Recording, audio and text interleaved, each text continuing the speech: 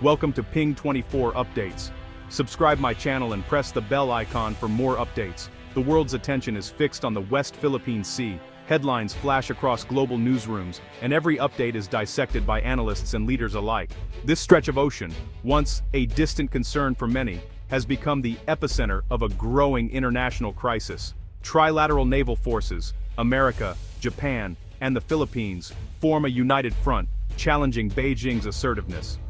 Their ships move as one, a powerful display of solidarity and shared purpose, sending a clear signal that the days of unchecked aggression are being confronted. The date, November 27, 2025. It's a day that will be remembered, not just in the region, but around the world, as a turning point in the struggle for maritime rights and regional stability. Warships slice through turquoise waters, their flags, stars and stripes, rising sun and stars, flying in the wind. Each flag tells a story of national pride, sacrifice, and the willingness to stand together for a common cause. This is no routine patrol, it's a declaration of unity and resolve. Every maneuver is deliberate, every formation a message to the world that these nations are prepared to defend their principles. The air is tense, every crew member alert, radars sweeping, drones circling above. The hum of technology and the sharp eyes of sailors work in tandem, ensuring that no threat goes unnoticed. These sailors know, they're not just patrolling, they're defending the principle of a free and open sea. Their vigilance is a shield, protecting not only their own nations, but the rights of all who depend on these waters. The West Philippine Sea, as Filipinos call it, is more than a name. It's a statement of sovereignty. It's a declaration that these waters, rich in resources and history, are an integral part of the nation's identity and future.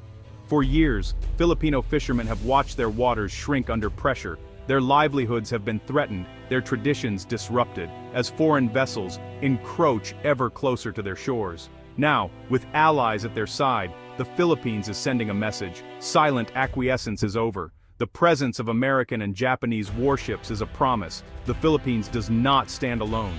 The joint patrol is a living testament to international law in action. Agreements are honored, protocols followed, and the world's eyes are invited to witness transparency and cooperation at sea. On the horizon, Chinese Coast Guard ships and maritime militia shadow the fleet, a silent protest. Their presence is a reminder that the contest for these waters is far from over, and every move is watched with suspicion and caution. Every maneuver is scrutinized, every signal analyzed. In this high-stakes environment, even the smallest action can have far-reaching consequences, and every decision is weighed with care.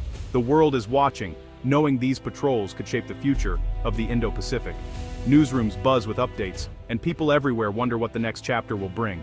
The rhythmic churn of propellers is the only sound in an ocean holding its breath. Beneath the surface, tension simmers, as the fate of nations hangs in the balance. The trilateral formation is both majestic and sobering, a symbol of resolve. It's a visual pledge that these nations will not be divided, and that their commitment to peace is matched by their readiness to defend it. This is the front line of a 21st century geopolitical struggle. The stakes are high, and the decisions made here will echo across continents and generations. The Philippines, once isolated, now stands with powerful friends. Together they form a coalition built on trust, shared values, and a vision for a stable, rules-based order. The stakes, sovereignty, security, and the rules-based order. These are not just abstract ideals, but the foundation of peace and prosperity for millions. The message, might does not make right. Diplomacy, law, and cooperation must prevail over intimidation and force. The era of intimidation is being challenged. The resolve of these nations is clear. They will not be cowed, and they will not retreat. The West Philippine Sea is no longer a silent battleground. It is a stage where the world's values are tested and where the future of the region is being written in real time. The world is watching, and the balance of power is shifting. Alliances are being forged, and the choices made here will shape the destiny of the Indo-Pacific for years to come. A new dawn breaks over contested waters. As sunlight glimmers on the waves, hope rises that peace, justice, and freedom will prevail in the West Philippine Sea. This alliance was forged by necessity, not chance. The US, Japan, and the Philippines, long connected, now unite against a common threat: China's growing assertiveness. Recent provocations, water cannons, blockades, intimidation, have pushed them to act. The Trilateral Pact is more than a military move. It's a strategic evolution. An attack on one is a concern for all. The goal: deter conflict, not provoke it. These patrols are a demonstration of shared values: democracy, rule of law, and respect for sovereignty. The alliance stands for a future where disputes are settled by law, not force.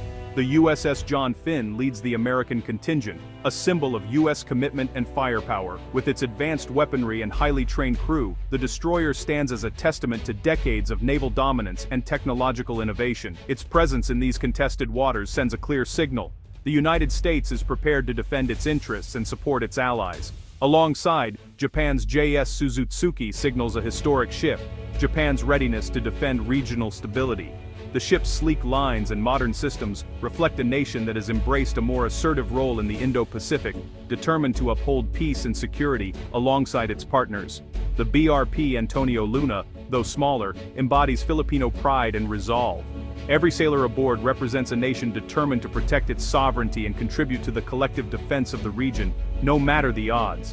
Together, these ships form a formidable force, each bringing unique strengths. Their coordinated maneuvers and seamless communication demonstrate a level of trust and interoperability that has been years in the making. The American destroyer project's overwhelming capability, equipped with state-of-the-art missile systems and unmatched surveillance technology, ready to respond to any threat. The Japanese vessel represents a proactive regional power, its crew vigilant and prepared, embodying Japan's renewed commitment to collective security. The Philippine frigate stands for sovereignty at stake, its sailors ever watchful, knowing the importance of their mission in these contested waters. This is not token support. It's a partnership of equals. Each nation's navy brings vital experience, resources, and determination to the alliance, forging a bond that goes beyond mere symbolism. The trilateral fleet is a message in steel: unity, deterrence, and shared purpose. Their combined presence is a powerful reminder that peace is best preserved through strength and cooperation. Their presence is a warning: aggression will not go unanswered. Every ship, every crew member stands ready to defend the principles they share. The alliance is real, and it's on the water. In these uncertain times, their unity is both a shield and a promise for the future. China's expansion in the South China Sea has been relentless. Through salami slicing, it's claimed nearly 90% of the sea, ignoring neighbors' rights. Artificial islands now bristle with runways, ports, and missile sites, unsinkable fortresses far from China's coast. A three-tiered force, Navy, Coast Guard, and maritime militia, enforces control, harassing rivals and driving out fishermen.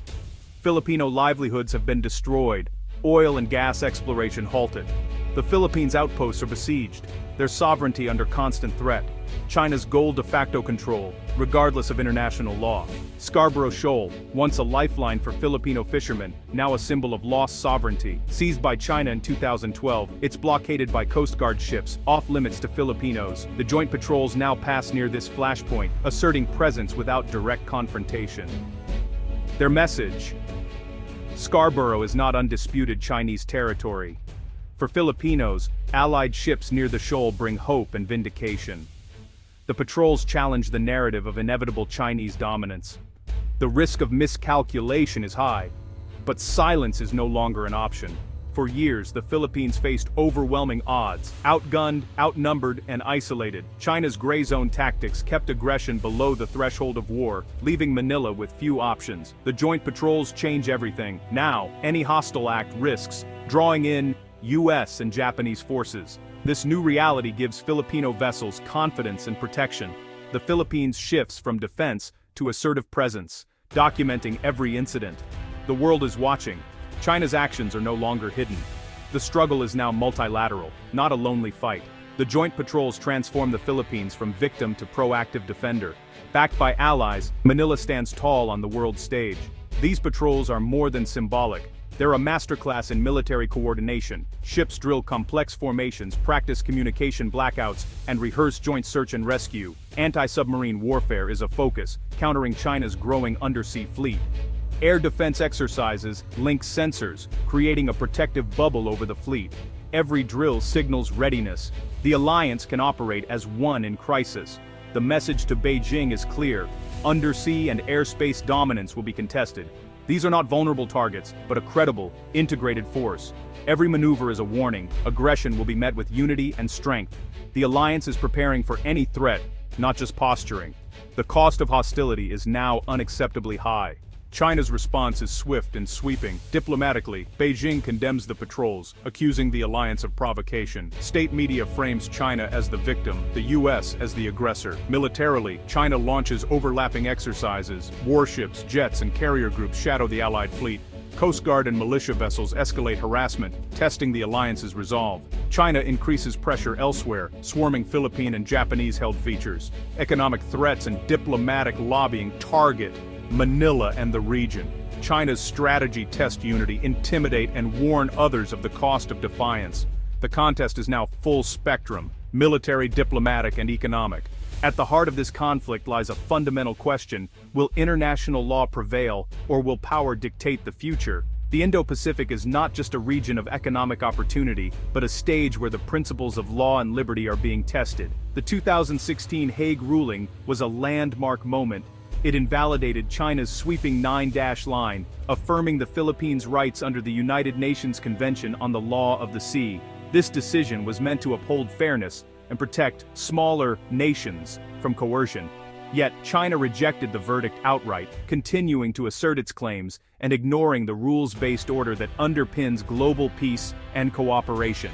If power is allowed to trump law, the entire global system, built on decades of diplomacy and mutual respect, faces a dangerous unraveling. That's why joint patrols by the US, Philippines, and Japan matter. They are not just military maneuvers, but a visible enforcement of the tribunal's ruling, treating it as binding, not forgotten, and sending a message that international law must be respected. This conflict is about far more than a few scattered reefs or remote islands. It's about the very future of the Indo-Pacific, and the rules that will govern it for generations. Every year, trillions of dollars in trade pass through these waters. The world's economies depend on the stability and freedom of navigation here. Global prosperity and security are truly at stake. If China's actions go unchecked, it sets a dangerous precedent. That might make right, not just here but everywhere. The consequences would ripple far beyond Asia. Smaller nations across the region are watching closely, wondering if international law will truly protect them, or if they will be left vulnerable to the ambitions of stronger powers. The line drawn here is not just on a map. It's a line for the world's future, a test of whether justice and liberty can endure in the face of intimidation. These patrols are about more than ships and sailors. They represent a stand for a world governed by law, not by force. A world where nations, big or small, have their rights respected. The stakes could not be higher: sovereignty, freedom, and the very survival of the rules-based order that has kept the peace for decades. The world is watching, and history is being written in these contested waters. The choices made here will echo for generations to come,